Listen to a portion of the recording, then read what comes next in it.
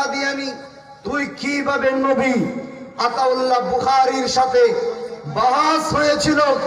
আতাউল্লাহ বুখারী বলছিল তুই কিভাবে নবী?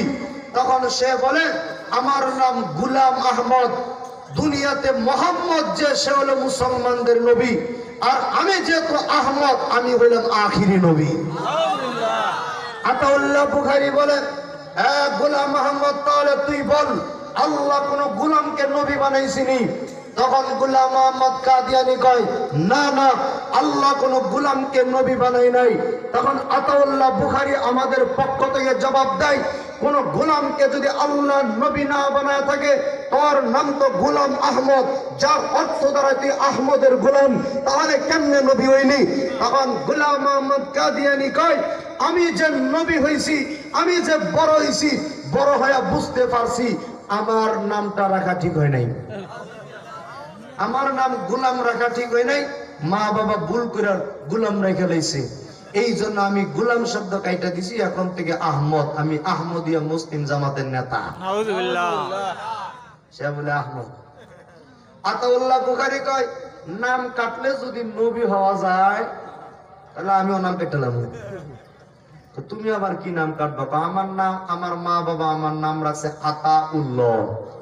আতাউল একটা শব্দ, আল্লাহ একটা শব্দ। তো এখানে এজাফত হয়েছে, সন্ধি হয়েছে দুই শব্দের। আমরা বলি না বিদ্যা যুগ আলয় মিললে কি হয়? বিদ্যালয়।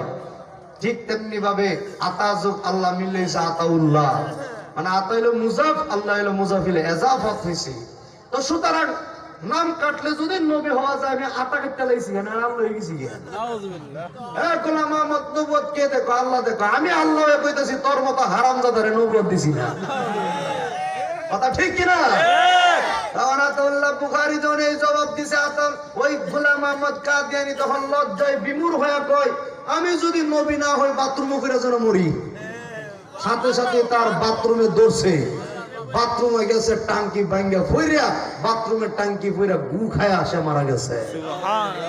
যে বন্ডা নবী গু খায়া মারা যায়, যে নবী পায়খানা খায়া মারা যায়, আজ পর্যন্ত আদম নবী থেকে নিয়ে আমার নবী পর্যন্ত কোন নবী রাসূল খান পায়খানার ভিতরে পড়ে মারা যায় না। সুতরাং তুই যে তুই পায়খানার ভিতরে পড়ে মারা গেছিস, বুঝা গেছে তুই যে টাটকা শয়তান, এর মধ্যে সন্দেহ নাই। এই গোলাম আহমদ কাদিয়ানীদের সদস্যরা পঞ্চগড়ে আস্তানা গাড়াইছে, পঞ্চগড়ে নাকি তারা ইজতেমা করতে চাচ্ছে। ও মুসলমান, গোলাম আহমদ কাদিয়ানীদেরকে